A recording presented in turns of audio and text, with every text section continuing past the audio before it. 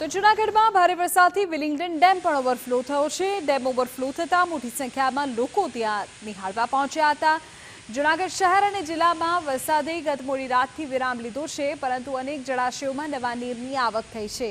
ત્યારે જૂનાગઢના હૃદય સમાન વિલિંગડન ડેમ ઓવરફ્લો થતાં આહલાદક નજારો જોવા મળી રહ્યો છે।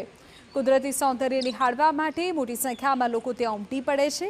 આજે સવારથી જ ડેમ ખાતે જૂનાગઢના લોકો અને અન્ય પ્રવાસીઓ પણ ડેમનો અદ્ભુત નજારો નિહાળવા માટે ઉમટી પડ્યા। જૂનાગઢ શહેર અને જૂનાગઢના ગીર વિસ્તારમાં જ્યારે વધુ વરસાદ પડતા વિલિંગડન ડેમ છે તે ઓવરફ્લો થયો અને ત્યારબાદ જે વિલિંગડન ડેમ છે તેમનો અદ્ભુત નજારો જે રીતે જોવા મળી રહ્યો છે કે મોટી સંખ્યામાં શહેરના લોકો જ્યારે વિલિંગડન ડેમનો નજારો જોવા આવતા હોય છે।